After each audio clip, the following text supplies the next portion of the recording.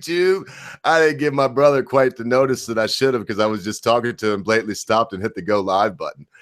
I'm sorry to keep you waiting in one way and another way. I'm not sorry at all. Oh, look what I did.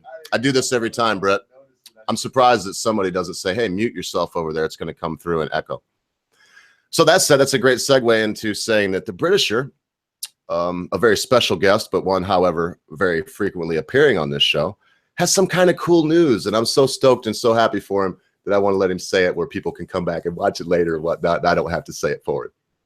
Well, how to put this into words? I was contacted perhaps about 1.5 weeks ago or so by a lesser known YouTuber known as Sargon of Akkad, who basically said he was going on holiday and was quite keen to perhaps promote one or two channels, and if I would perhaps want to submit a video.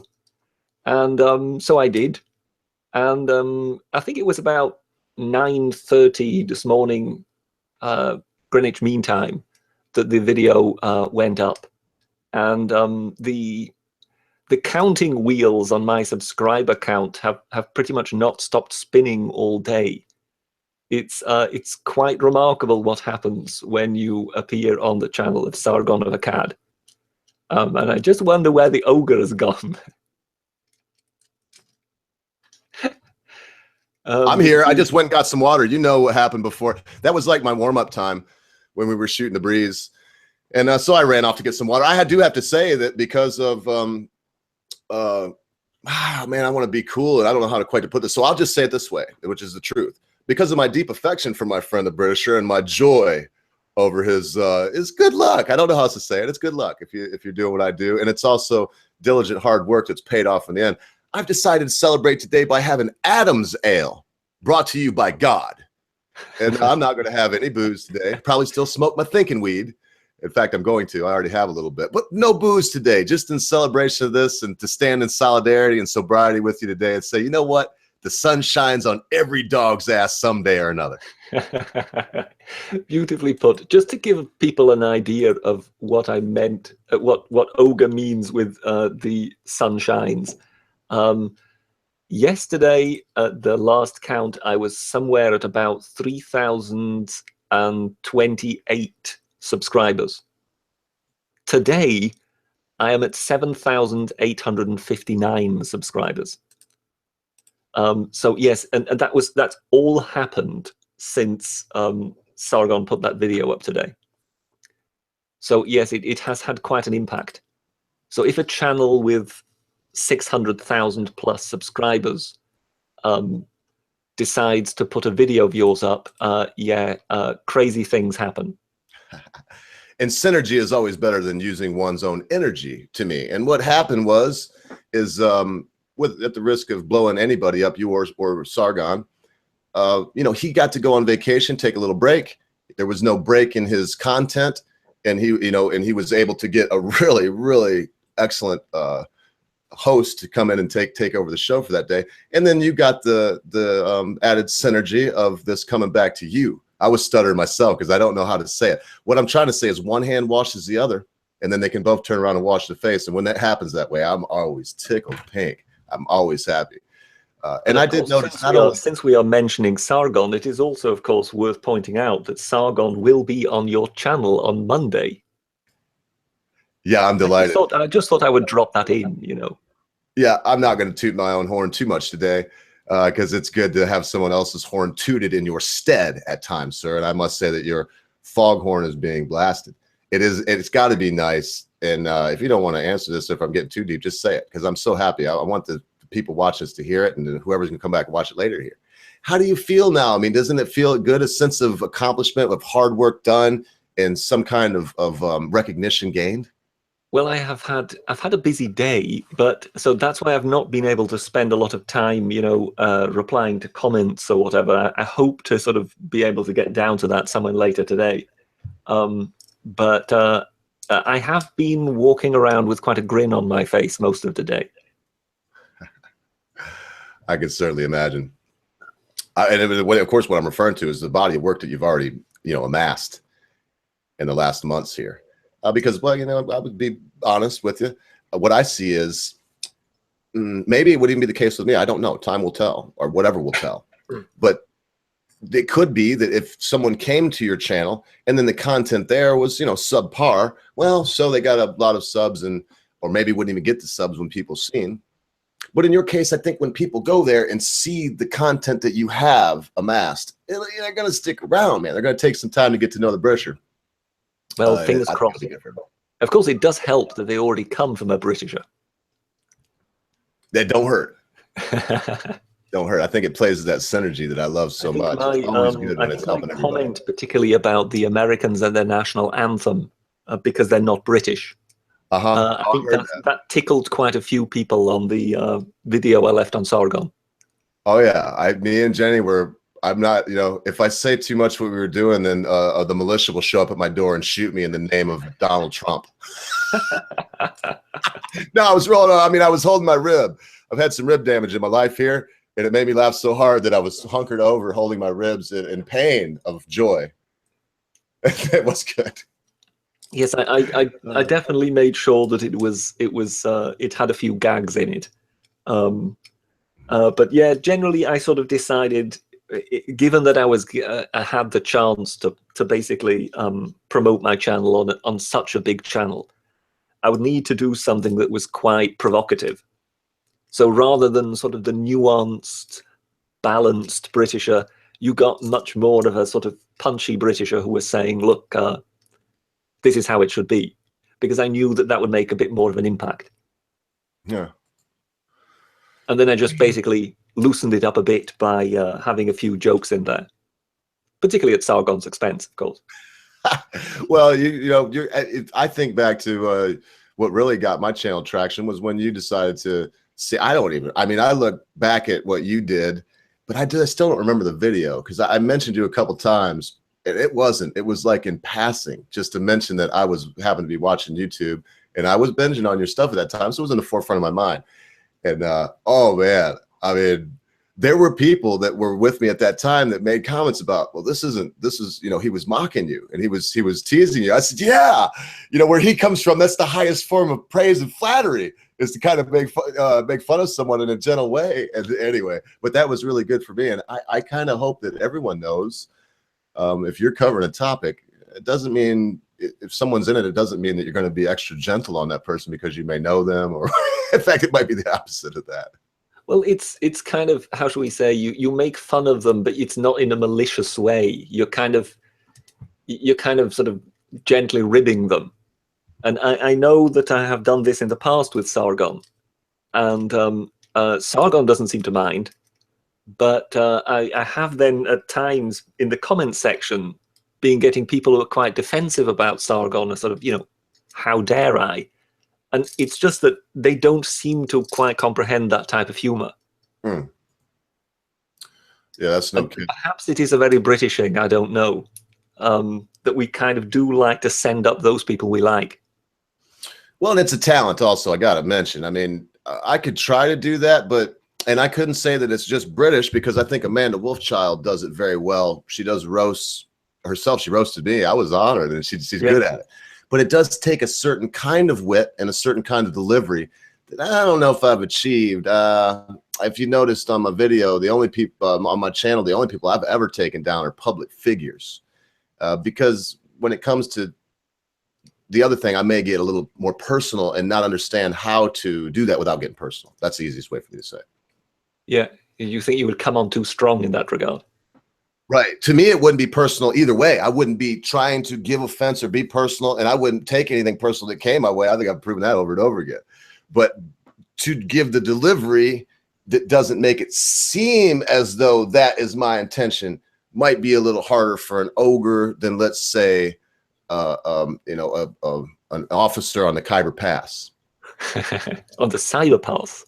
Yeah, well, I keep looking at those pictures, mate. I always get goofy when I say, because I look up at my uncle passed and departed, my grandma and my grandpa passed and departed, and I hear them, Carpe Diem, Dead Poet Society style. And sometimes I just pop up the old pictures of those Sikhs and the Khyber rifles, and man, they look like a burly lot. They look fantastic. I just find them. I find they look absolutely beautiful. That's why I also included, the promo I took up of the Sargon thing that I had to take down again when the dates changed. I mean, it's going to go up again just with a changed text. But there again, I think there are some Bengal lancers together with some Indian and together with some British officers. And they're a fantastic imagery from sort of a lost era. And it just it's worth sometimes just basically looking at those things and just reminding yourself of just how fantastic how fabulous the people of the past looked. Yeah, You well, can they look see tough. you can see the pride and the standing of these people, and it's remarkable. It does come through the very photographs. And some of them, I mean, I don't know if these gentlemen seen a lot of cameras and they're just boldly looking into the lens of the camera, this unknown machine they may or may not have even witnessed. Yeah, And yeah. you can see the steely glint in their eyes. Yeah, some of them kind of really bore into the lens, don't they? That you can sort of sense that here is somebody whose gaze would be quite hard to meet in real life. It would be. If he can fix a camera quite so sternly. And they live in tents. I mean, they ride horses across the barren waste. And oh man, you just see these lot with their snuff, How you doing today, Charlie? Really? Your time out on patrol, is it, sir? And they don't give a crap. They dig a hole and poo in it, but they still are gentlemen. It's all of that comes to mind when I see these people.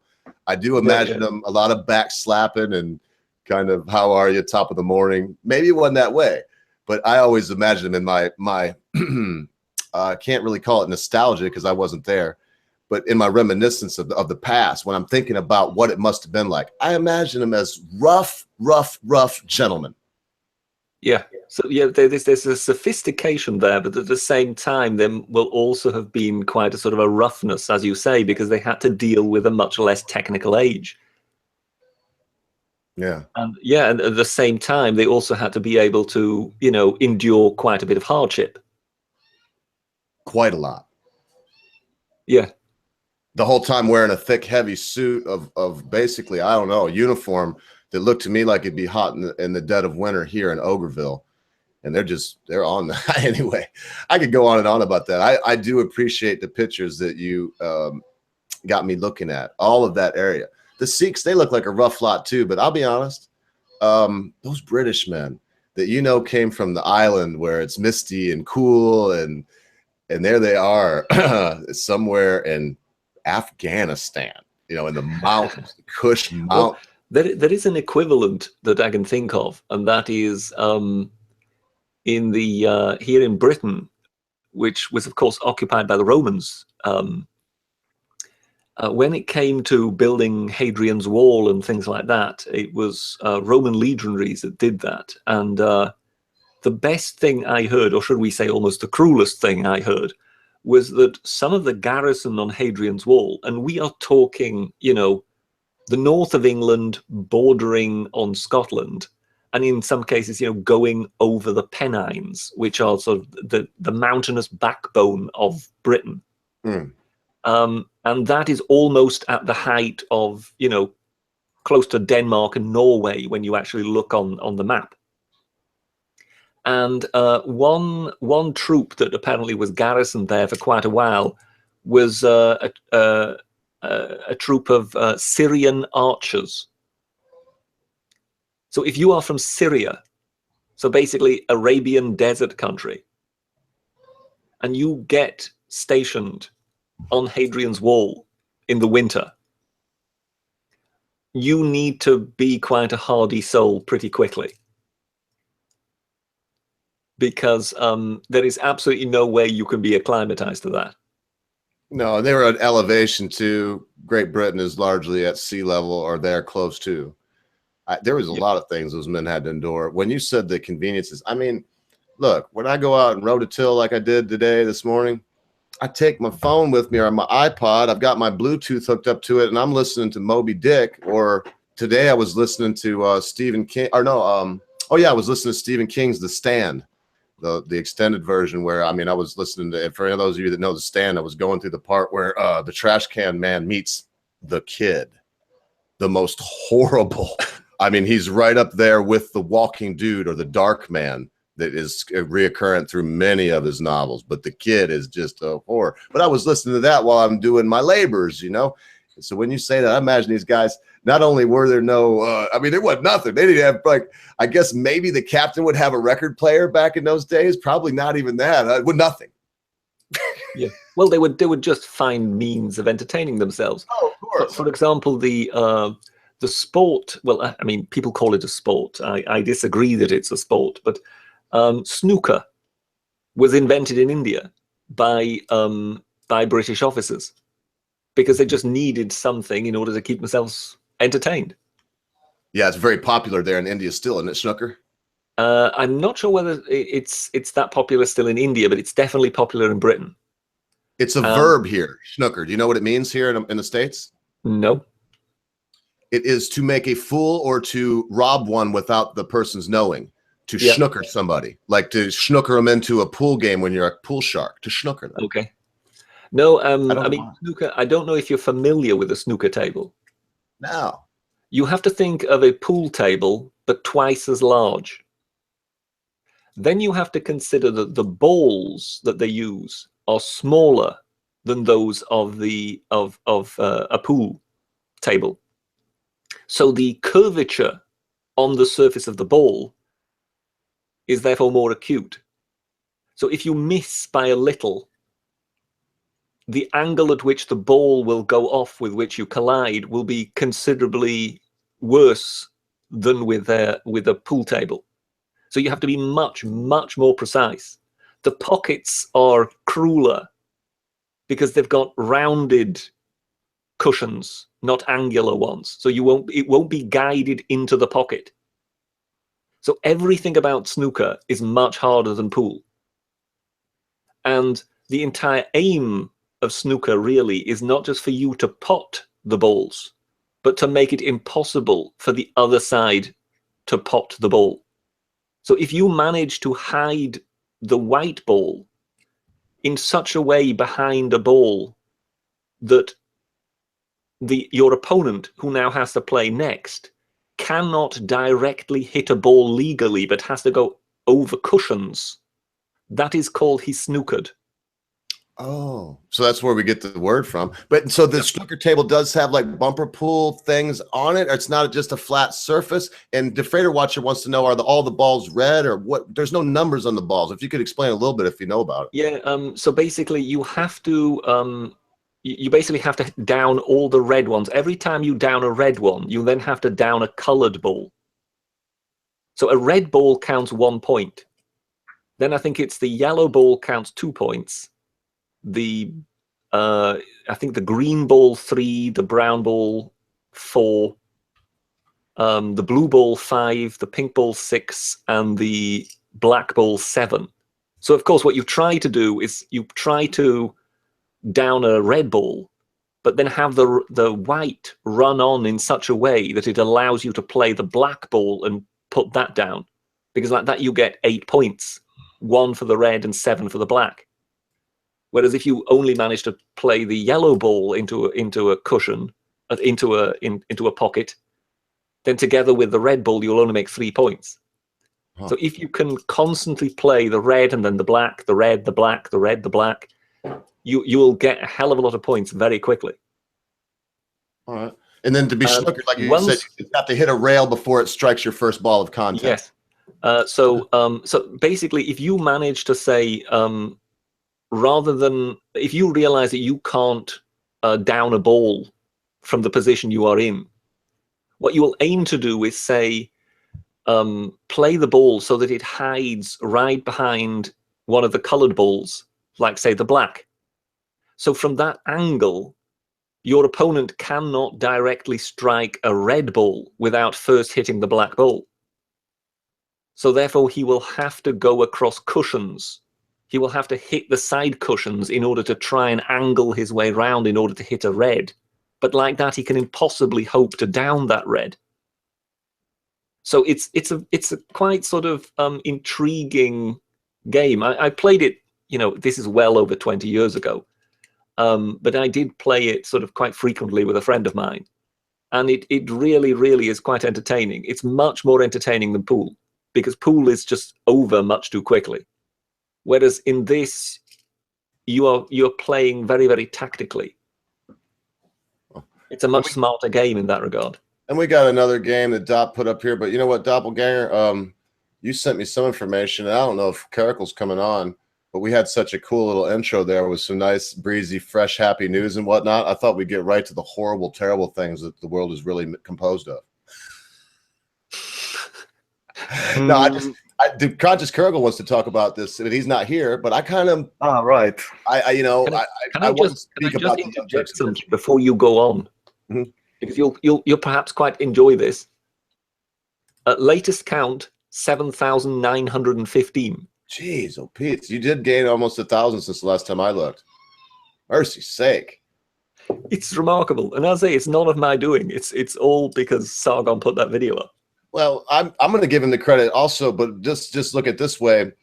For one, if you were a bumbling idiot, you wouldn't have gotten asked. And for two, if you weren't a bumbling idiot, you were you, but then bumbled it because you were all, I didn't listen, folks. I consider him my mate. I didn't have any idea. He was like, well, Mr. Ogre, there's something in the works that may boost my channel a smidgen. And that's all I heard. I didn't hear nothing else. And then all of a sudden this morning, it's like, Mr. Ogre, when you wake up, if you'd be so good as to tweet me, sir.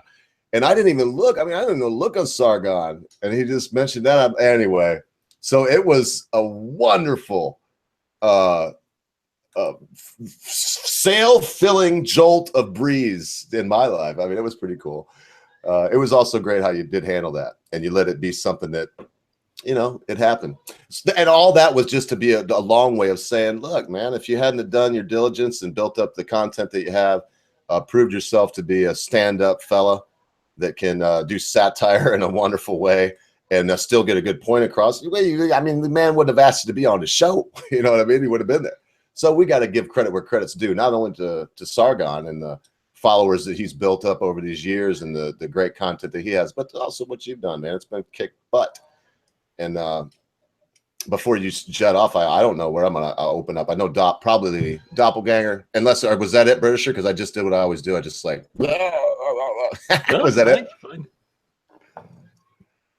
I'm really happy. I mean, I am happy for you. And if we all think back, I may have given up on many things throughout my life, but having folks there that say, hang in there, like you've done with me, Britt, on other things that have nothing to do with YouTube. Hang in there, and you can do it. Sometimes that's all the encouragement one will need to make it through the harder days in life. Because let's face it, I try to meet each day with a smile and with a song. In fact, I do, no matter what the day is. But sometimes the smile is a little harder to put on, and sometimes the song don't flow quite as well as it does on some days. So to have someone say those things, another good example of my long about the round the block way of saying, you know what, Britt, what goes around comes around, man. Simple as that. I'm not even going to try to be British with you like I usually do. I'm just going to say, listen, brother, what goes around comes around. And this time the sun got to shine on your ass, just like it does every dog one day or another.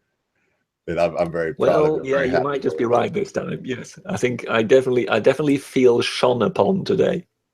You did. In fact, I don't want to ruin it. I put your channel out a couple times. I'm going to go to the Sargon video. I'm going to put it up. Instead of just telling you all the cracks, like we already gave you a couple of them, just go watch this. It is a wonderful 19 odd minutes spent. It really is. I don't believe it's 20 minutes. It's not that long. And it is, it's great. It's good. I got to give it to you. So what do you want to do, Dop? Do you want to talk about this whistleblower, the World Socialist website? I kind of wanted to look at that. I also definitely want to look at this idea that the young, okay, don't laugh, Ogre. The idea that the Young Turks somehow or another are radicalizing Americans and causing them to commit jihad in the name of Allahu Akbar. And maybe think if they do have that much power, maybe if it was a coincidence that this person was watching MSNBC and the Young Turks or whatnot. If we're going to say that it's not a coincidence, was Dylan Roof watching Fox News before he went and off some innocent black folks in a church? I don't know. So whatever road y'all want to go is, as long as we have the Brit here, I kind of wanted to talk about this. And what I'll do, Brit, is I'll play the conscious Caracal until he gets here, because I think I know the standpoint that he'll come from. So without, if there's no objections, I'm just going to screen share this, because I honestly don't want to spend a lot of time on this with, you know, the gentleman. And the other thing that Dop sent over is, it's pretty deep. But we see right here, this is Jack Proposic. Again, please, if you disagree or agree with anybody that we show here, our strong suggestion and plead to you is, do not harass anybody in any way. Consider if you would want it done to your sister, mother, brother, daughter, son, whatever, or yourself. And if you wouldn't want it done, please don't do it. So if you agree or disagree with this person, maybe go follow him, but don't be, you know, don't be mean. It says Facebook removed Khor Allah Mohammed's page after researchers found he was a Black Lives Matter member and a fan of CNN, MSNBC, and the Young Turks. And then, I mean, this goes down, and what's coming out is now this is the fourth person that has a connection with the Young Turks by watching them as a subscriber and someone who watches them, and has then went forth and slain some infidels in the name of Muhammad, the conquering spirit. So maybe and this is what I'll say before I hear from you two gentlemen, maybe the Young Turks are causing, maybe, you were supposed to laugh right there, man. I'm trying to play the deadpan. Here we go. Maybe the Young Turks at this point are causing folks who would have not otherwise to take up arms against the infidel and to slay innocent Americans in their very homes. So are you asking me to reply on whether I think the Young Turks are radicalizing Muslim fanatics? Well, of course, you and Doppel both. Yeah, I want to see what you think of. Maybe that's a possibility, or maybe that's giving them. I don't want to lead you anymore. No, there is absolutely no possibility whatsoever. It's basically the simple question of there being a shared interest.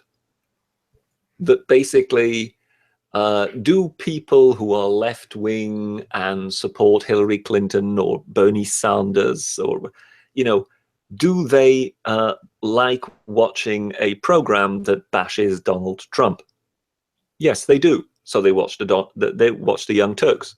Now, in that regard, do people who like shouting Allahu Akbar and blowing up school buses, do they also perhaps not like people like Donald Trump? Do they therefore perhaps have a shared interest in watching a program which bashes Donald Trump? Yes.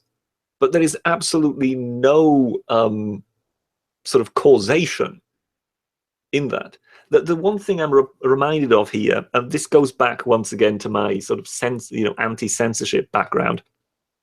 We had over here politicians once in a while who, you know, got their knickers in a twist about violence caused by video games.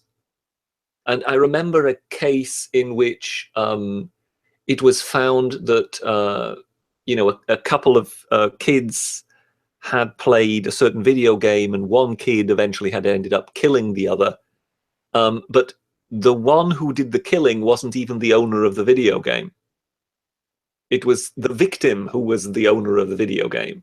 So don't play this video game, or else you might be, you know, become a victim or whatever. It's just, these things have absolutely nothing to do with the crime. It just happens to be something in which people may have a shared interest. So in this case, yeah, some people who might be radicals might have a shared interest with people who have. It's like that. It's, how should we say? It's an inversion. Sorry for all my stuttering here. Well, no, go ahead. It's a famous inversion whereby they say pornography causes rape because rapists watch porn. You know, we have conclusive evidence that we have found porn on rapists' computers. Well, yes, but you would find porn on lots of computers of people that haven't raped anybody. Yes. Yeah. Well, and you said earlier, you alluded to correlation doesn't show causation, man. You know, anyway, and I'm not going to jump off the deep end. I will say this. Let me look back before I kick it to Dop here and see what he thinks about this madness. Who was that back here? Me too. Wait, no. Adolf Hipster says the Young Turks have 3.3 million followers. They actually have some influence. And I'm going to say this.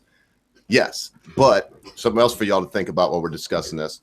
Is their influence so much on radical Islam? Because, I mean, they have their own imams telling them to go out and knife people and run them over with cars and whatnot. Or is their influence more detrimental to society based on their ideas about what rape is, feminism, social ideas and social constructs? Maybe that's even worse. I mean, you know, somebody ought to show me a piece in which the Young Turks have ever in any way encouraged radicalism in sort of the Islamist sense. So if they haven't actually done that, then how could there be a connection? Right. Can't be. What do you boys think about it? Dop, you haven't said nothing. Well, as far as I know, the Young Turks aren't exactly extremists, but you could call them apologists for what Islamists do around the world. They give slightly skewed view of the world and of the events, so at least there is that. I don't think there is much more to it. By the way, I would like us to remember that they used to be somewhat respectable network a few years ago. Even Dave Rubin was hosted on their own network a few years ago. And at some point, he decided it's no longer good and fit for him.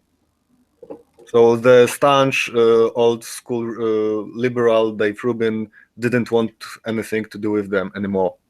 Well, I don't blame him. I mean, and if you look, I've seen him on several things, and he's always saying, you know, he wanted just an amicable break, and it kind of started out that way. And then Eat the Sank Jägermeister just comes at him, you know, all bulldogging with his little Chihuahua Anna, and I've watched a few things where they were less than kind.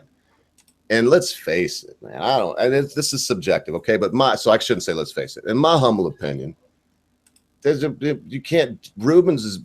great. He's actually a legitimate dude. He's professional. Yeah, he's professional. Jägermeister, he's worse than me. I mean, crazy. The guy's a freaking nutshell. Come on. Don't undo all your hard work. I gotta be funny about it. All I can hear is say, "Come on, we're trying to have a conversation here." And every time I do it, I fall into the Steven Crowder, and it just sounds like somebody that's angry from Long Island.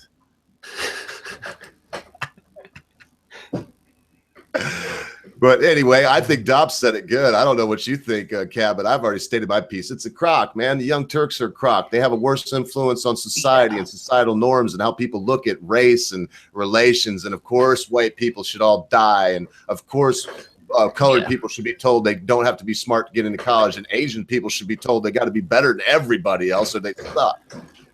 Well, they're the intersectional network, aren't they?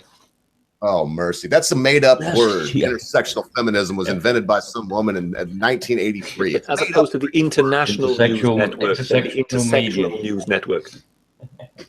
That's crazy. Sorry, that gets my feathers up because they talk about psychobabble. And I can speak psychobabble. I'm fluent in it. But it's not, it's always psychobabble because, like I always say, when you go to the doctor and you got a little rash, doctor looks at you and says, "Oh, you have dermatitis." I don't care what you guys, he's got dermatitis. And most people go, "Ooh.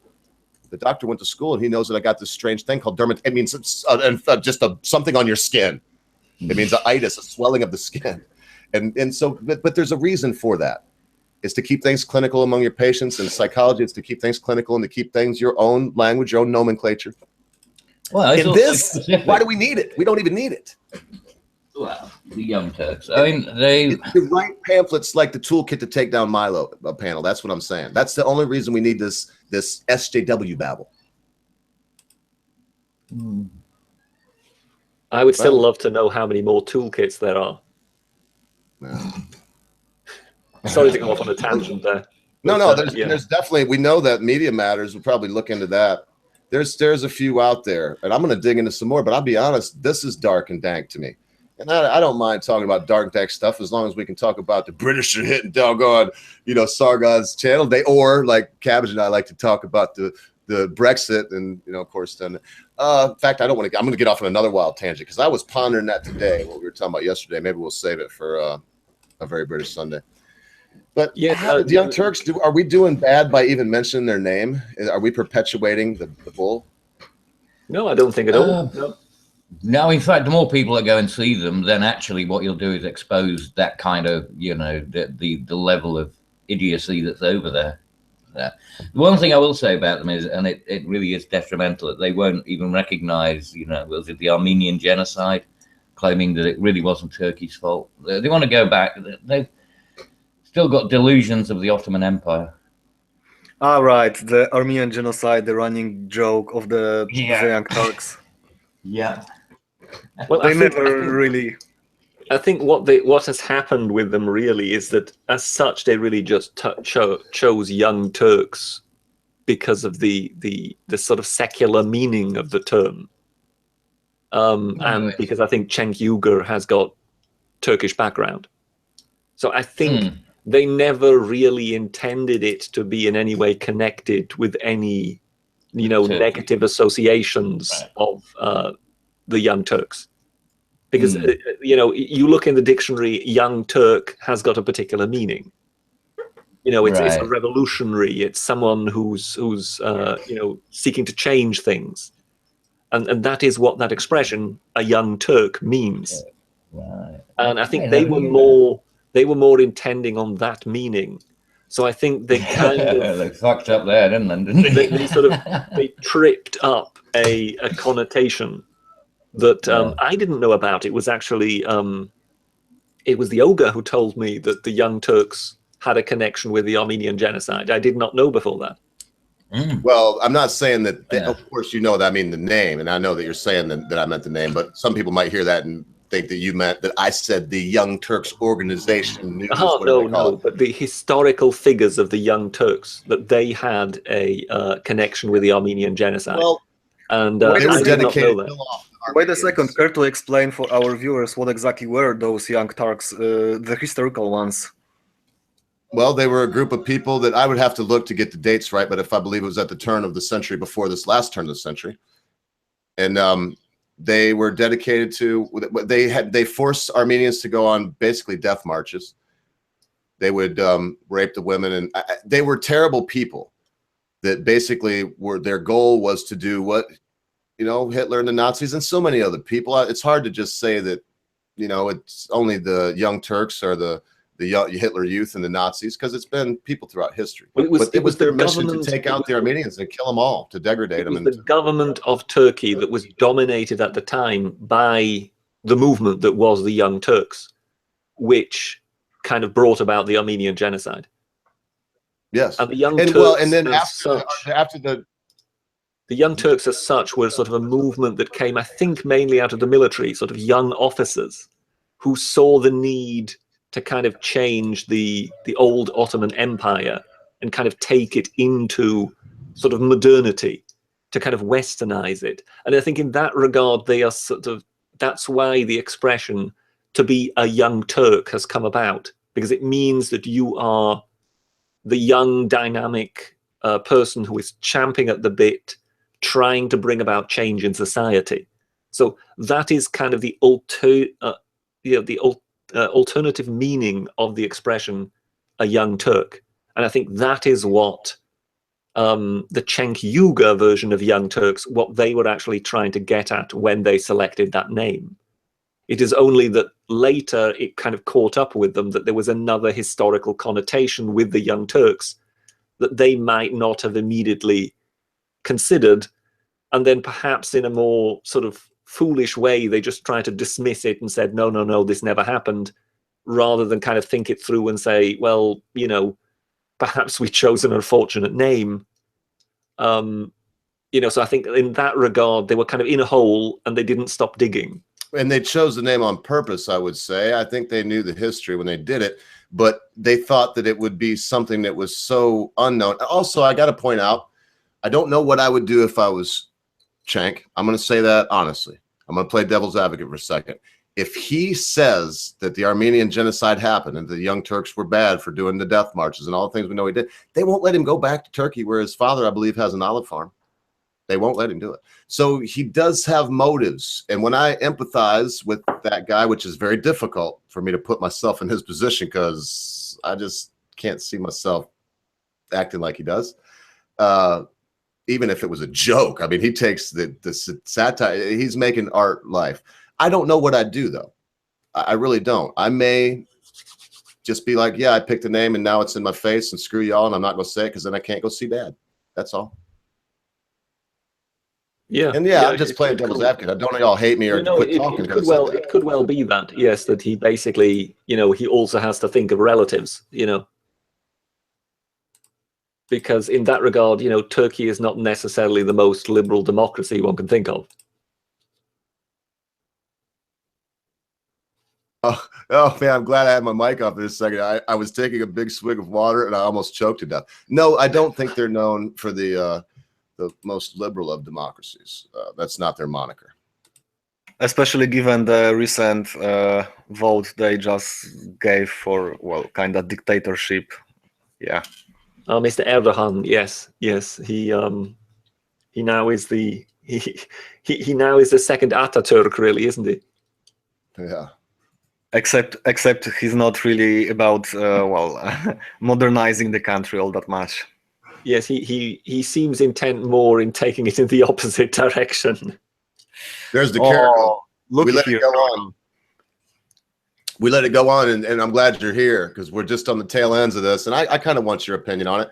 I think on the panel here, you might be, I don't know. Let's see what you think about it. I'll pop that thing back up, or if you have anything to shoot to the side, Carrico, I can screen share anything you want to bring up about this topic. Yeah, fill me in. What's the topic in question at the moment? Oh, we were talking about the Young Turks deal there. Oh yeah, okay, no.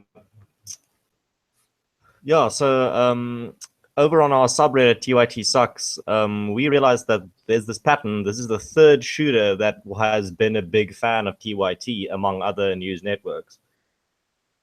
And I have the list of the other ones. I think the first one was the Gavin Long, the Baton Rouge killer. He was a TYT fan, and I think it was Atheism Unstoppable that made like an entire video on that. Then there was also the Turkish mall shooter, I forgot his name, that killed himself the other day. He was a big TYT fan. And now there's this guy. So I'm just seeing this pattern of TYT fans seeming to be having this view of America that they feel endangered, so they want to take it out on people around them, and they feel that they are genuinely, because they are not white, they are genuinely in danger, so they feel that they need to lash out or do something or just resort to extreme measures because they feel so desperate, according to this picture that they're painting of America as this hateful place where anyone that's not white is not welcome. But is that really fair? I mean, would it be fair to say that those same three characters had earlier in their life also watched the Flintstones? So therefore, possibly no. The Flintstones I'm not making a direct to connotation to TYT in general. I think what my point actually is more along the lines of networks like TYT that create this hostile image of America, and they paint this picture that these people are in danger and that the society hates them, and that they just build kind of feel besieged and feel a need to kind of defend themselves. So so I didn't phrase myself correctly. I don't think it's TYT specifically doing it, but I think it's networks like them that are painting this picture that just they're creating an environment where you're going to get people that are a bit unhinged that will then take extreme measures. Hopeless. They feel genuinely in danger. They feel hated by society. Yeah, but that's the same thing as who was that teenage kid over on the West Coast who just went on a shooting spree because he couldn't get a date? Elliot Rodger. Yeah, and then they tried to make out that it was something to do with video games. In fact, they tried to say video games with that guy, the shooter that happened recently, didn't they? Because it was like a first-person shoot 'em up, Because they've tried the same argument. Reason, like little Johnny couldn't have done that. They got to blame somebody. That goes back to Tipper Gore and further than that. Exactly. But they've tried the same technique with gaming all the time. Anything that happens. Oh well, he used to play Doom. So that clearly explains everything. I That's like wouldn't. saying I that wouldn't. marijuana is a gateway drug. Well, I started drinking milk, and now I like scotch. So was milk a gateway drink? Well, water, good drink. Breasts, Anyway, I'm just- breasts Yeah. take you towards the bong. Because I think there'll be enough skeptics here, conscious. What I will say is this: if 4 people that happen to have watched the Young Turks at one time or another have went out and Allahu Akbar'd it up, that's still 4 out of 3.3 million, as someone did mention over here. So I don't know, other than to say maybe they're ineffective. Let me summarize it a little better. I think, please. The point that I'm trying to bring across is that if you tell already, let's take an individual like these people that have gone on these shootings, they have mental problems. Obviously, they have the tendency to become unhinged. And now you tell this person that this white society that you live in hates you. They want to kill. Cops want to kill you. White people want to kill you. You're in danger. And then when they go through a mental breakdown, something happens in their lives, and they say, well, I'm having suicidal thoughts. I might as well take 3 or 4 white people with me when I die. I might as well take out my anger in a last passionate action before I die. That's my hypothesis. But do you actually so I think think that's mental illness and not just an emotional breakdown? Because the two things are quite different. Hi. I think these people definitely. I think these people definitely had minds. Well, not mindsets, but they were in a specific psychological state where they were able to rationalize killing people that they hated before they die as a final message to society, or as a final middle finger to society in a way. Yeah. And I think, when you look at networks like TYT that create this image of society that hates them and they're in a hostile environment, then I can rationalize that they'll think, okay, right. So you're basically saying it's a trigger for mental pre-existing mental conditions. Yeah, and then because they build this resentment in these people, they resent society, and specifically the people that they think are bringing them down. I think they more or less feed the resentment. They're race bait. They are race baiting assholes for sure. Yeah, I mean the thing is, I don't think that they would have convinced them that they were in a hostile environment. I mean, possibly it reinforced it, but at the end of the day, what else would it have taken to trigger these people? I think in that regard, what Cabbage was saying, if they wouldn't have already felt, if they wouldn't have already had that view, they wouldn't have gone to watch the Young Turks in the first place. Exactly. Yeah. Exactly. So it's kind of a self-selecting audience. There's many people that are out there that they're looking. We all look for that. We all look for other people that agree with us. And it just so happens that TYT has a very big mouth, and they have a very large following, and they've pushed that narrative that Black people, you are the victims, you need to be outraged, and it's quite atrocious. So, but I think it's being dismantled pretty quickly as of late. Like a hypothetical situation. I take certain issue with the idea that self-selecting audience, because the Young Turks have several other shows on their network, like for example the Humanist Report. The guy actually does pretty good reporting, so you may start with a pretty moderate part of the network and then slowly drift into the more extreme version of it. There is that's like you said, the Rubin Report, right? The Rubin Report, very good. It started there. So I mean, there is a selection. Just it's like, I was going to say Fox News, but all of that's bad. But say, for example, a lot of people will be Bill O'Reilly, watchers who commit crimes. Like Bill O'Reilly, that's just how it works. Yeah, well, there you go. I'm not sure. I'm not sure it's cause and effect. Yeah, there'll be criminals who watch Bill O'Reilly. Yeah, I know. I was just teasing. Bill O'Reilly criminals. Yeah, and I'm not sure that what he did was criminal. I must say that because his lawyer is bigger than my lawyer, like this much bigger than mine. So, Mr. O'Reilly, I meant no offense, but you're a pig if you were masturbating on the phone with someone that was not expecting it, sir. Yeah, that's all. But I think the key question here is why did he hate white people? Why did he specifically state that he hated a specific race? Then you have to go look at the type of media that he was consuming that was enforcing this belief. So he might have had an experience in his life, but definitely pushing the idea that white people hate different races can definitely then stoke these fires of hate within these certain individuals that have the capacity to just become unhinged and commit a crime like this. Well, I have to point out that the Caracal understands about the Boers, and there's things going on right close to him that would probably lead me to believe that if you tell somebody that this insert color of devil here is doing terrible things to him and they must seek vengeance for the sins of everybody's forefathers on their forefathers, well, you could end up with people having horrible things done to them. Well, that would be incitement to violence, though, and I don't see any of that. But I do see reinforcement of existing stereotypes or dogma.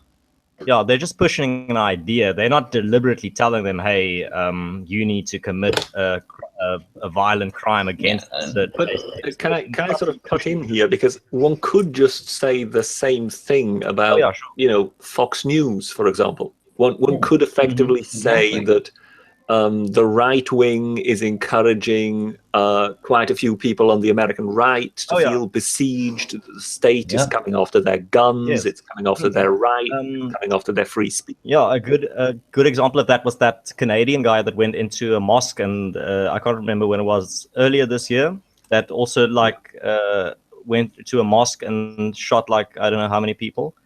And definitely that would be exactly the same case, where just on the opposite side of the spectrum, again, where you're pushing this idea that this certain group of people are definitely not have malicious intentions towards you, and then some individual within that audience that can become unhinged then will take violent action. So you won't get this on a mass scale, but you'll within the audience there will be capacity to commit these types of crimes, and then you'll get it on both sides. Exactly. Yeah, and I just got this right here from Doppelganger that's coming from Captain Coalpile, a longtime watcher of this craziness. He's mentioning that if these shooters were fans of conservative media, it would be leading stories on all of the MSM, probably including if it was Fox News and he was listening to Rush Limbaugh and all these people every day on the radio, Sean Hannity's radio show. Man, it would be on Fox News everywhere else. Conservative man from the alt-right murders some black folks and says white people are better and all blacks must die. Well, if you look at TYT's history, whenever they report, and I say report very loosely, when they spoke about the Dylan Ruth incident where he went into that church and shot all those black people, they showed his face constantly until people finally started saying, why are you showing the criminal's face and not the victims? You're promoting the criminal. So finally, a few weeks, they finally started blurring his face. Well, from there on, they still continue to show white criminals' faces, but if they have a black criminal, they blur their face out unless they've been a victim of police shooting. Yes, exactly. So it's really, really biased, and it does push the narrative of white people are evil and black people are victims. Man, is this, even if it's a black criminal? The conversation go on. Is this making me alt-right? And by the way, did you get the over 9,000 reference? I was telling you today, you'll be over 9,000 soon. That wasn't saying any number. That's just an old 4chan way of saying a lot, a shitload. Yeah. Well, when this shooter is this conversation making me alt-right? Because I'm not really afraid, but I don't want to be labeled because I'm not into any supremacy. I'm into I'm an egalitarian and an anarcho-capitalist. Yeah. Everybody chill. No. Why can't we do that? Everybody chill. But for example, I want to let the conversation go on. I really do. Because I'm interested in this, but I just realized I don't have Ren. I don't have a lot of people here that could speak to that because I feel, listen, just carry on. Because to me, that's the problem I have. Now I feel like this is happening to me in a negative way because I've watched all this garbage so long that suddenly when I'm talking about certain topics, I look around and see that there's not a black person in the room and I go, am I supposed to be talking about this? And that's kind of bullshit. Yeah, that is bullshit. You do not have to have someone, you don't have to have that type of person in a room when you're talking about, that's like, I talk about anti-theism all the time. Do you think I have a Christian or a Muslim or a Jew sitting around every time I talk about it? No, it's an important topic. It's obviously affecting society. There's rules. We're not sitting here hating on it. We are observing a problem. We're discussing it because it's a pressing issue that needs discussion. It definitely is. Well, where I was going with that line of thought was, so last night I was going back and forth between a few different streams. It took I think that shooting happened. It took me 2 hours to find out about it. And I stay pretty connected online. Like, I pay attention to news and those things because I'm in the UK now. So I pay attention to a lot of stuff that's going on in the US. Welcome to civilization. Hello. I love it here. So it took me 2 hours to find out about a mass shooting. Yeah. Yeah. I think another good example would be if you look at, let's say you take all the media outlets that are pushing a narrative of anti-cop narrative that are telling people that, hey, cops hate civilians, or let's say cops hate black people, and they won't even think twice about shooting you, and they just create this hateful image of cops, for example. And then you get one guy, one unhinged guy that goes and kills 2 cops. Yeah, Denied basically this is what Black Lives Matter is all about, right? The people being stoked that cops are somehow exceptionally racist or whatever. So then you get this one unhinged individual, but then you can't deny the fact that maybe the media pushing, or the certain outlets pushing that anti-cop narrative played a role in this person making that decision. Yes, that's the same thing with the Black Lives Matter, right? Black Lives Matter. So, you know, I mean, you can work it with that one. There was a good question here about the large number of regressive left professors more dangerous as propagandists than TYTs. And exactly, because if you look at that, what do you end up with? Antifa. Although they did get their heads kicked in, which I thought was quite amusing. But, you know, if you want to look at, say, a potential organization, I mean, then universities or whatever, they're actually far more problematic in creating radicalization within youth. Dr. Strangelove is what I call him, but a guy that comments on my channel now, his name's going to slip my mind. If I go back and look at one of my vids, I could remember it real quick. But he was just telling me that he's down in a state that he put it in public. He's in Alabama.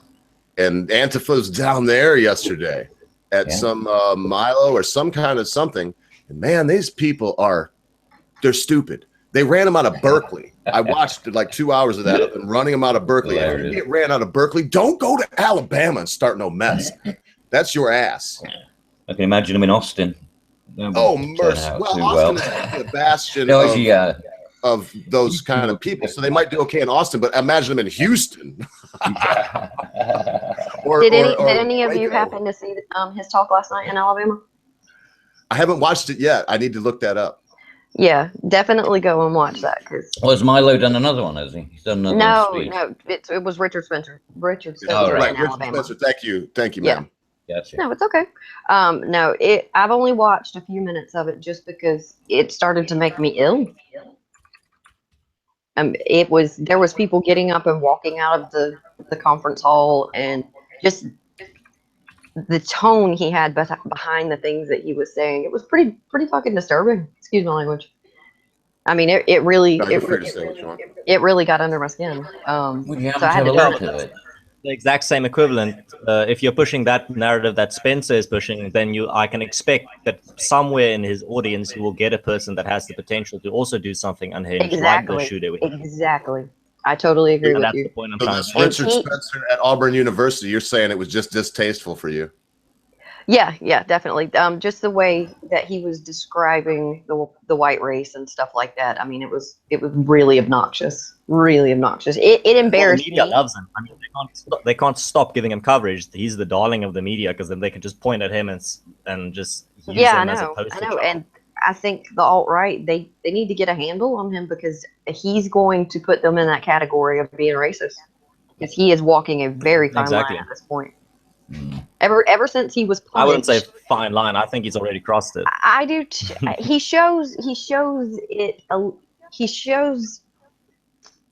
Oh God, you're right. I mean, I can't argue with you. I'm trying to be devil's advocate. I really am, because I don't disagree with everything that these people are saying. But the huge thing that I do disagree with them on is when it comes to the race thing, and it's just they're harming themselves, and I hate it, because it's given the left, which I'm a liberal, so I'm a part of that, but God knows I'm not an SJW psychopath. But it's given the left exactly what they've been saying all the time. It's going, yep, look, racist son of bitches all over the place. It's Yeah, not but you're just going to have those in any not society. just- You're always going to have bigots. I mean, you got people who don't like fat people. You got people who, you know, who just never get out of the playground. And I've said you know? the same thing. I've been saying the exact same things that you are right now, brother, for the past year and a half. I'm like, no, they're not racist. They're sick of the shit. They're sick of the white guilt being pushed on them. It's changing before our eyes, and it's been about the last month that I've noticed it, and it's seriously going in a very bad direction. So it's something to pay attention to. It really is. Yes, but it's interesting that the media is then moaning about the fact that these people are getting, you know, are getting attention when they're the ones who are actually providing them with the very air that they breathe in terms of attention, because your media is constantly providing him with coverage. You know, well, we have to think about how media makes their money. They make their money on like views. So of course they're gonna show all the controversial people. Yeah, so the hypocrisy is rife, isn't it? You know, in terms of, well, here's a bad person, you shouldn't be listening to him, so here you are, now listen to him. We have a question from audience. Eric Kai is asking if La Raza is a terrorist organization. What is La Raza? It's the Mexican sort of rebel. It's the Mexican KKK. It means the race. And their motto is everything for the race, nothing for everyone else. Sonia Sotomayor, one of our chief justices, goodness knows how, was grilled by Congress. And the only thing she would say, this is one of her quotes, and I'm paraphrasing. A Mexican woman can do anything better than any white man, period, close quote. And when they grilled her on that, she never changed her stance.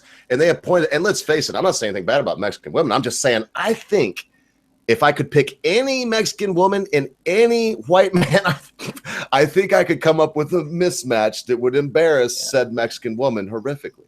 And this woman is so, all this stuff we're talking about, I see Caracal's point, I believe, and that is the softening up of our minds by a barrage of things that are outrageously insane.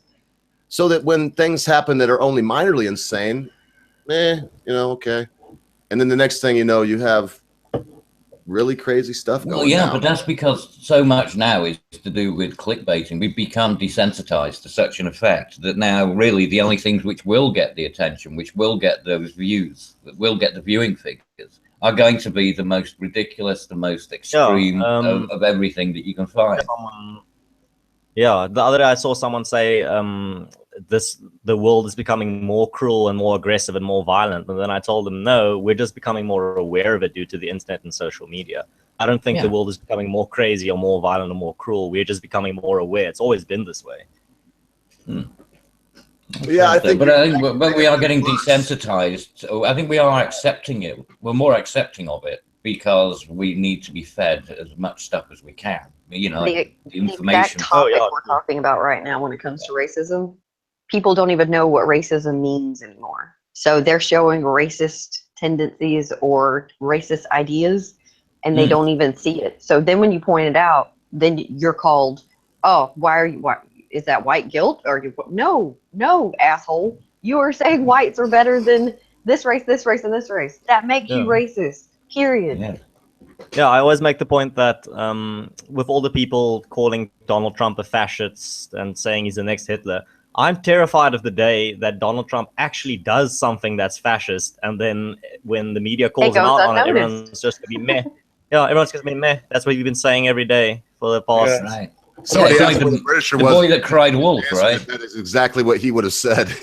He said that. The boy that cried wolf syndrome. You know, if they because people say, well, okay, yeah, but you said that 100 times before. It hasn't happened. It'll just go by the wayside, and nobody will even pay attention to it. Well, and he said it too. It goes both ways. One side, you have people going, Donald Trump is this. He's messing this up. His administration. And the other one, you have going, Donald Trump is the greatest thing since sunshine and sliced bread, and the very moon shoots forth from his enormous prick. And so where you got nothing in the middle. So if somebody does come up and say, well, here's legit, like I did, we just had a guest on that I'm not going to name right now in this conjunction because I wouldn't want him to think I'm saying anything bad. We just had a guest on, man, I made some, what I believe is good points. Donald Trump is not doing a lot of, I don't want to go off on that rift, but he's not doing all of the things that he said he would do. And some of the things that he said he would do, he's going and taking the old party line. So were you labeled an enemy at that point? You were an enemy, right? Well, I'm that's some now our guest didn't treat me that way, but there are some people that yeah, if I even say what I just did, it's like not only unsub from him, go burn the witch, and come on. Yeah. I've got eyes. I always say this, young lady. I tell him, I got my eyes. Ever since Donald Trump put his hand on the Bible, I loved him before, but now he's just another politician. And I got my eyes on Donald, and I got my eye on Melania for another reason. Yeah, Ogre, you've been saying She is a very Donald Trump is beautiful woman. smelling more like a politician by the day, Every day. if I remember. Well, like I said, Pretty I think he got the old thing about being taken into a room and really shown who's in charge. Yeah. Like given the right angle on the Zapruder where you can really see that the first lady pulls a pistol out of her purse and shoots old JFK right in the face. And I don't know how that happened. But, no, it's the down low angle from inside the limousine where you can see that. But I'm sure they showed him something or if not, they put so much political pressure on him that, look, I'm over it too because the MC's here. Oh my goodness, he's going to break out his stick and beat me and Cabbage into the corner here in a minute. But I do have to be critical of those in power. And MC is critical of him in his own special way now that I introduced him in that wonderful fashion. I'm sorry, MC, I forgot, man. I don't hardly look at the chat. I'm looking at all this stuff. You got to do something. I'm going to try to remember to get you on earlier. We should have had you on. No. That's fine because normally I'm busy doing something else at the same time, so I can't always just hop on in. This stuff is just right up your street. What was that? This stuff is just right up your street in my mind. It's something that you can speak to pretty good. Well, I'll just be quiet for the moment. Lost my train of thought. Okay, man, just like jump in when a thought comes to you. Oh, he will. We have MC on very often. He's a old military guy, and just basically, if you was to think of Tony Stark, and he was a real person, he'd basically be Tony Stark. He does amazing things with science. Did you see MC, that? are you a Playboy on another note, did you notice that the British, our good friend, did host Sargon's channel? Yeah. I saw that actually. I loved his ziggurat comment about Sargon and rummaging through his palace. And putting sugar in his salt cellars. What are we talking about? Sorry, we're off the weeds. We're actually talking about the effect of propaganda and whatnot on society today. Sorry. Yeah, to give the overall. In fact, I'm so bad with names. Young lady offended don't mean what you have to be wary of. What you have to be wary of is not so much the lessening of or acceptance of violence per se. All right, I mean it is a concern. I'm not going to deny that. And people worry about the fascist tendencies, like you were saying about Trump. The issue is whether or not it's what's happening is from a defensive perspective or whether or not it's an aggressive authoritarian perspective. If you're doing something for the purposes of defense, for example, this whole Berkeley thing, for example, with Antifa, I had no problem watching Antifa getting stomped into the ground, mainly because Antifa attacked and the other people were defending. And what were they defending? Their rights for free speech.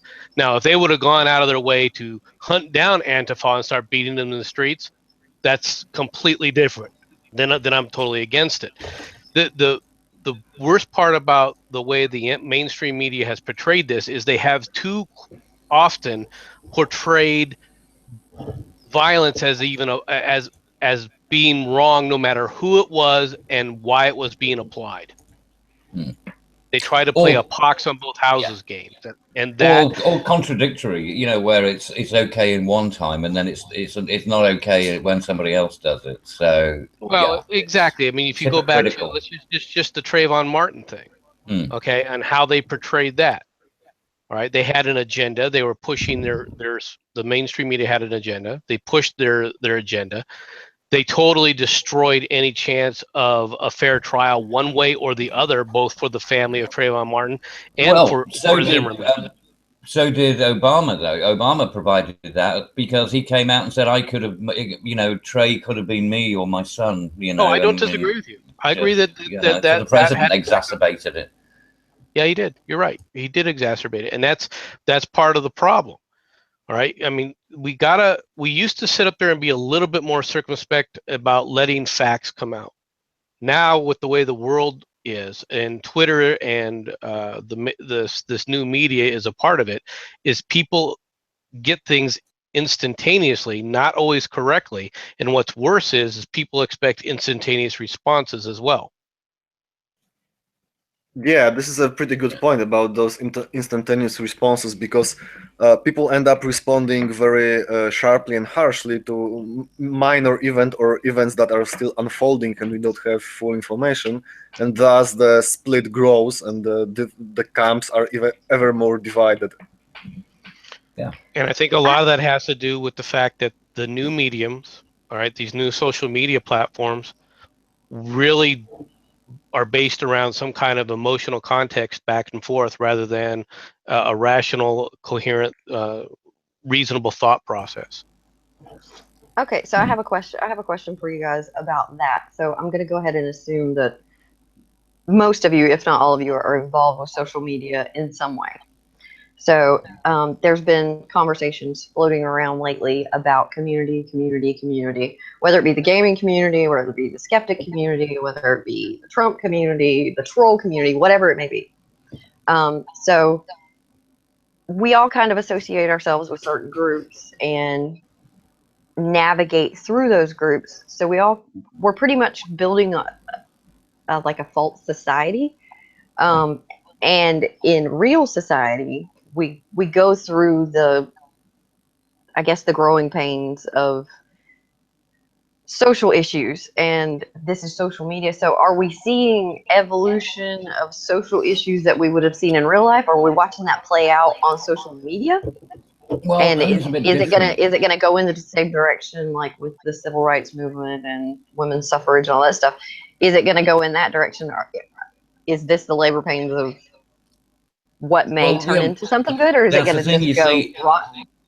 But it's no, because each one is a separate part of society, aren't they? So you take the internet as a whole, then you have individual societies and you have individual groups, and you know, they don't get on with each other and things like that. So people segregate themselves and they have their own little echo chambers.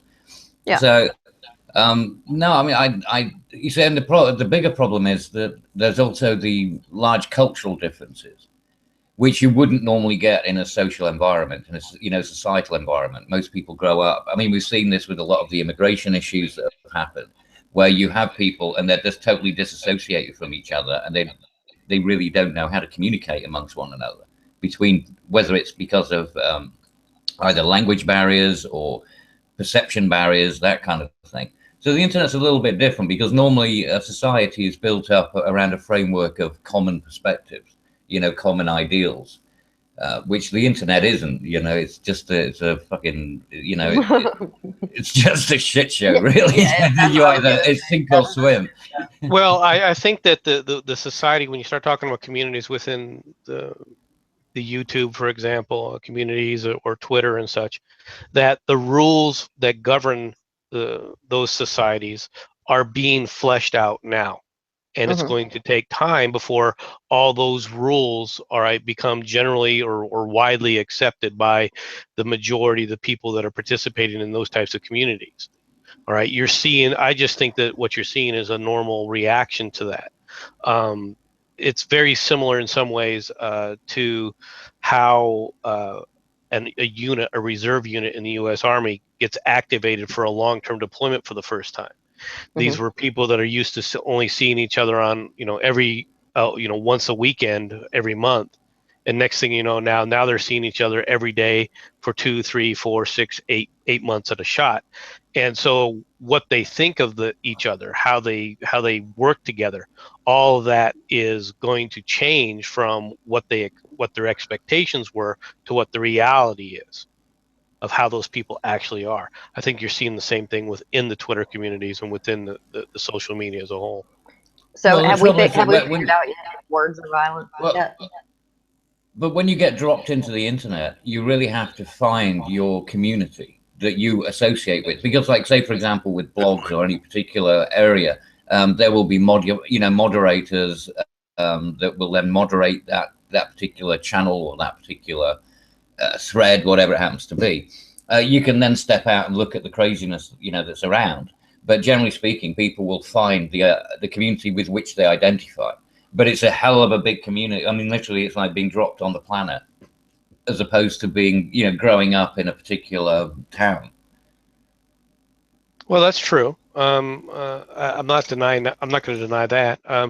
But it's also part of just the exploration. Now, in the case of this community that we're talking about from Twitter sphere, whatever the new media communities, generally the new media communities are populated by young.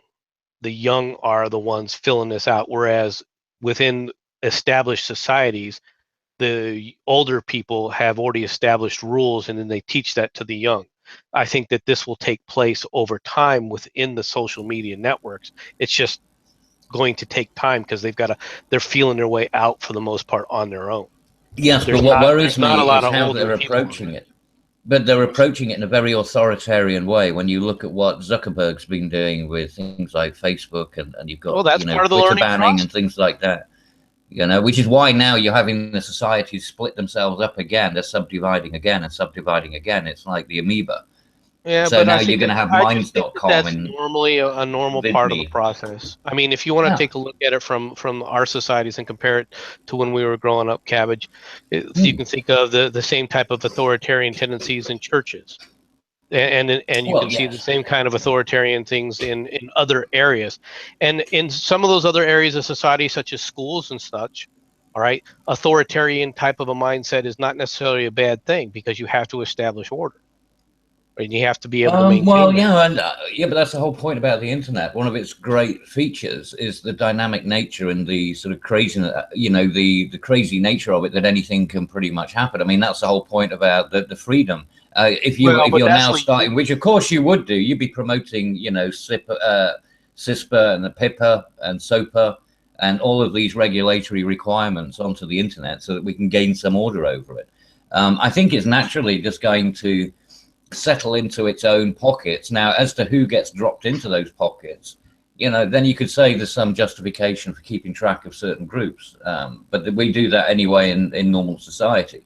But the idea of this draconian mentality of saying, well, we have to somehow manage it from above. Oh, I didn't say that we have to manage, or I'm not suggesting that we have to manage the social order or anything else. I'm just pointing out that it's normally in normally established societies, the elders teach the young kids. In this case, with the new social media, the kids are having to learn it on their own, and they're making massive mistakes, and they're coming, and it's wavering back and forth, and it looks like chaos.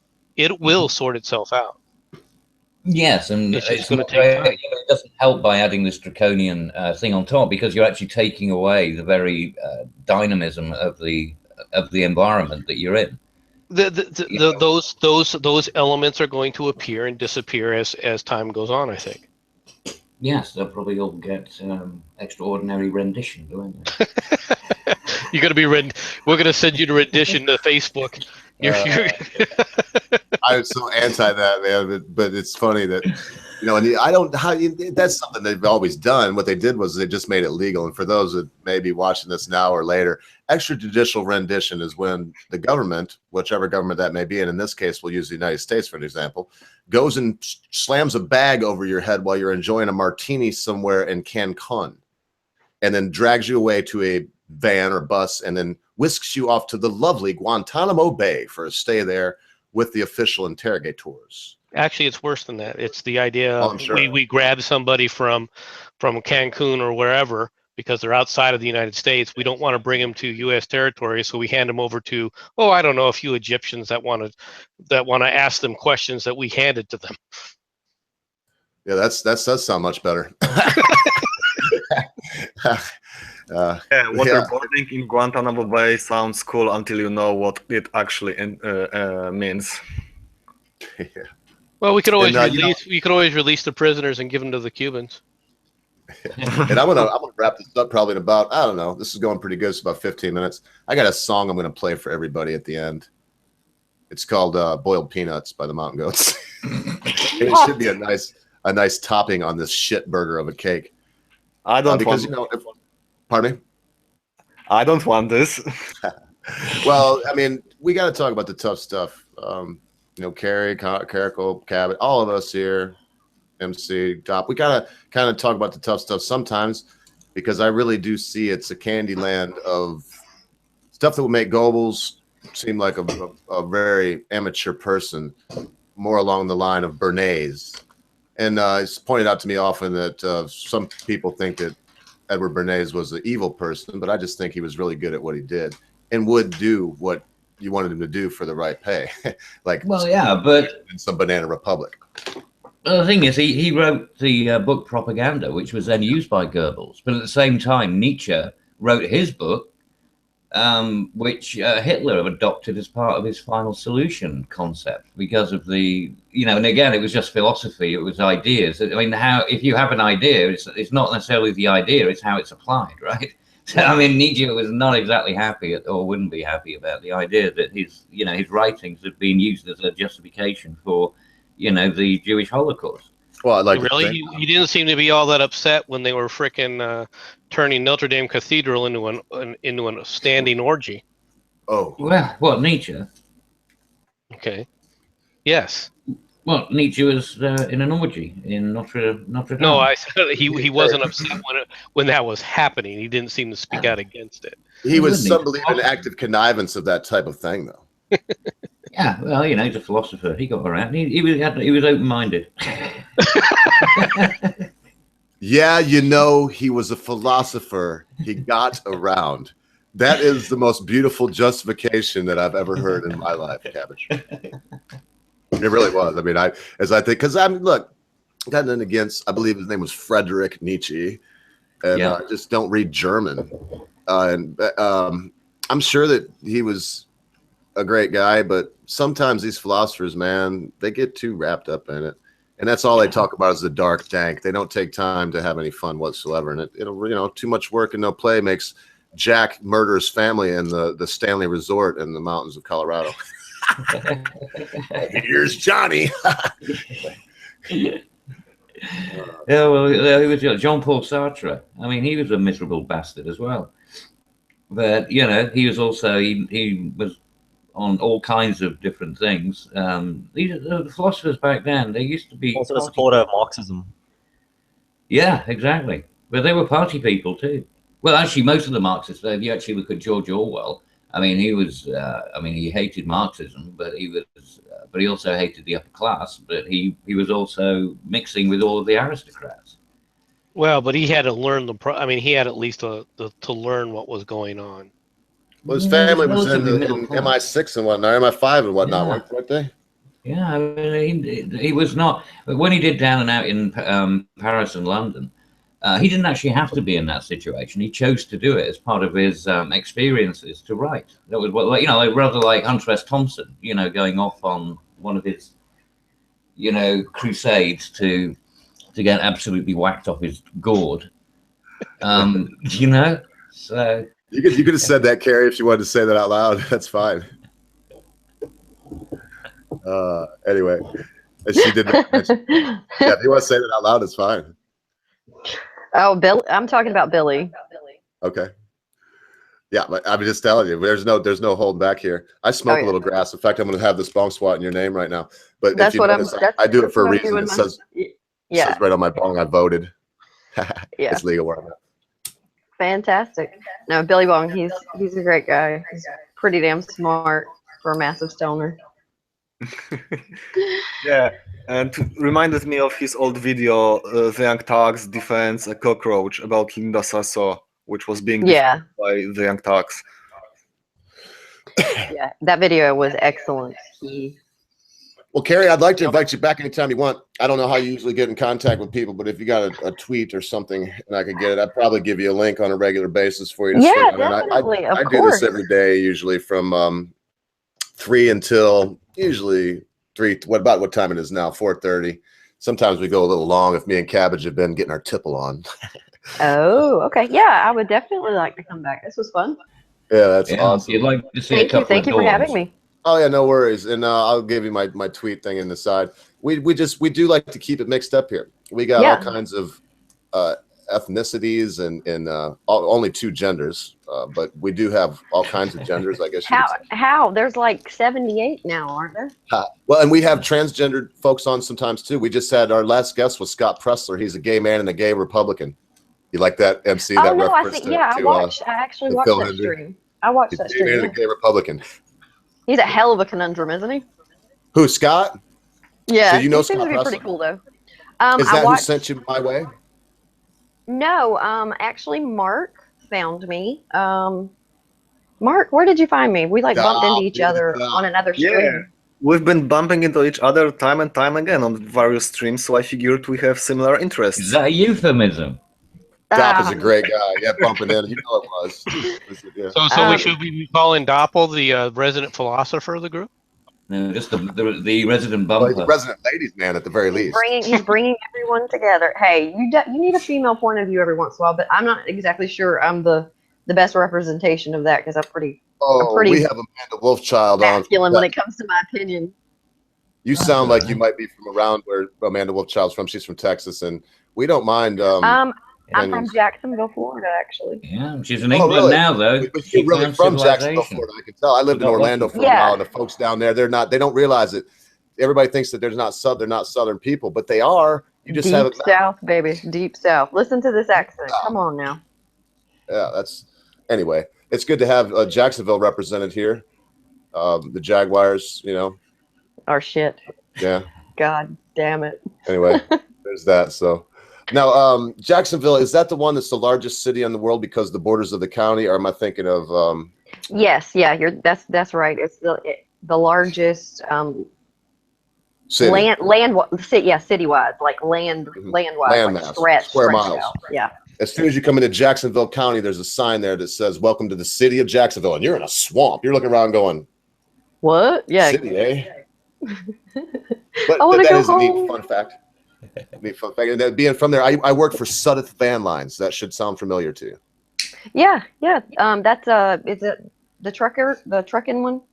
Yep, big old building downtown. I was working with him when Mr. Sudeth was still tinkering around in the basement of that big building downtown at 98 years old.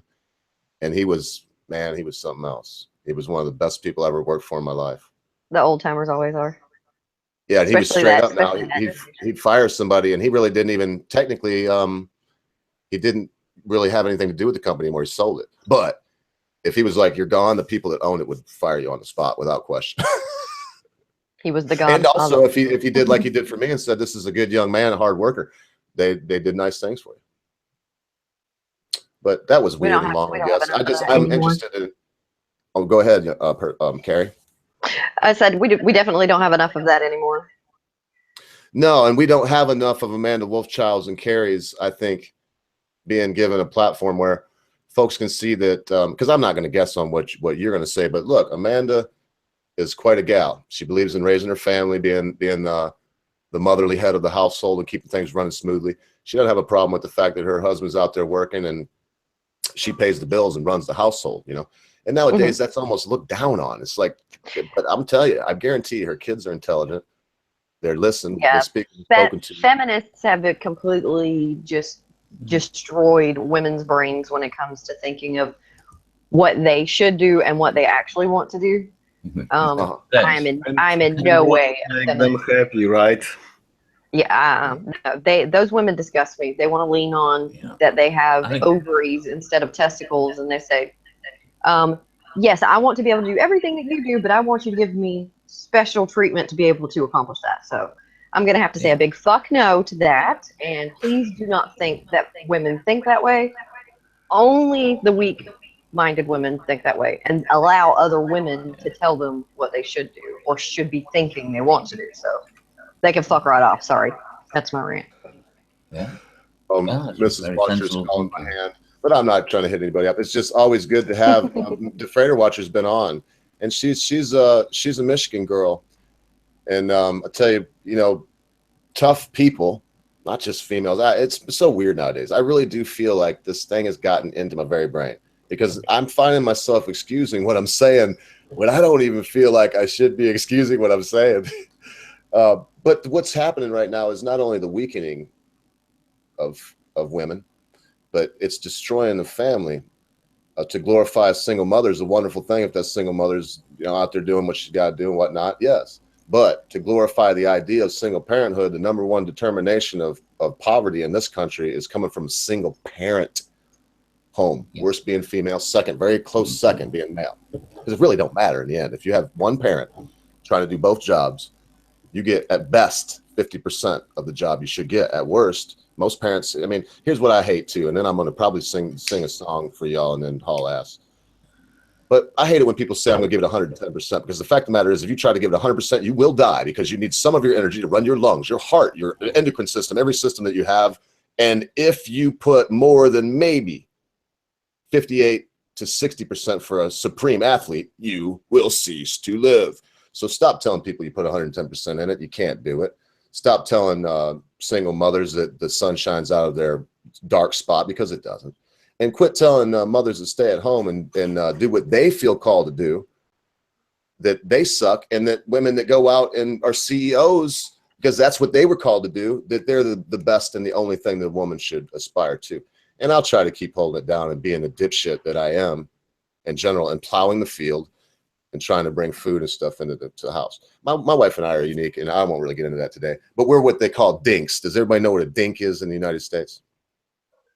I have no No, idea. no clue. Double income, no kids. Okay. Okay. So we've never had children. Through the vast majority of our relationship, we both have made, money, and we don't have anything. I helped to raise a young man that I got on with at a summer camp I go to, and other than that, I've never really had any kids. But I did have him for some time, and I do consider him an adopted boy. But anyway, all that long diatribe to say I want to play this song, and I'm actually, instead of doing what the freighter watcher thinks I'm going to do, and like taking my glasses off, looking at the camera and saying something to you, Carrie, and then you never come back, I'm actually going to play this song for the Britisher, because what goes around comes around, and this is a sad song that makes me happy. Before I do this too, I know that Mark Doppelganger told me I got to set this to studio, so I'll probably play a chord or two and see if y'all can hear me, and if you can, I'll continue on. When I'm done, though, everybody, I'm probably just going to say my little line and get the hell out of here. I got to do a little bit more rototilling before the sun sets. I got to make hay while the sun shines, as Cabbage told me earlier. You hear that? Yeah? Yep, it's good. Yep, you're good. On the morning you went away, the air was humid and the sky was gray. I had boiled peanuts for breakfast from Cairo, Georgia.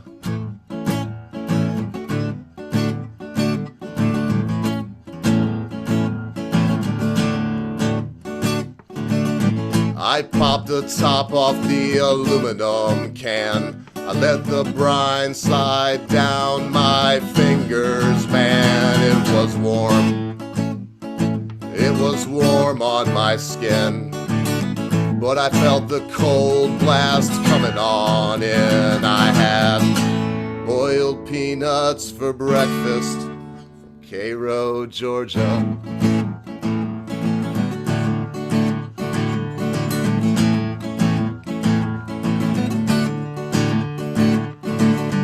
The air was wet, my face was wetter. The pink flowers along the western window made me feel better. I turned the air conditioner on.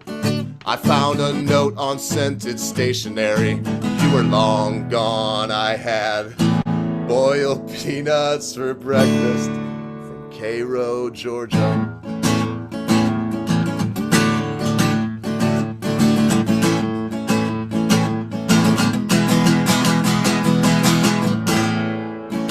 That's it, man. That's a really good song in my book. But go check out the original version by the Mountain Goats. I didn't have my capo on there, and I don't want to scream into this microphone because it usually turns out garbled on the actual feed. So if you did enjoy that, song, yeah, if you did enjoy that, check out the Mountain Goats. They were made famous by a little show called Moral Oral. And I may or may not recommend that show, as I may or may not have recommended it in the past. But if you have a stomach for what some Christians would consider blasphemy, and I'm a Christian, and I do consider some of the stuff, look, I can't say it without laughing, so that should tell you something. Just go check out Moral Oral and realize that life is a jolly joke. And if they can't make fun of the person you worship, then you can't make fun of Muhammad. And I don't want to live in that world. So that said, everybody, listen, be good to your friends. Be good to your family members. Be good to your loved ones. Be quick to say you're sorry. Be even quicker to accept an apology, especially when that thing your friend, your family member, your loved one has done seems to be so huge that you'll never be able to forget about it. Because, constant viewers, at a time you think not, your friends, your family members, your loved ones, your life, your cause, and your freedom of speech will be taken from you by fools like Antifa. Hey, Sydney Reptile, you know what I'm gonna say?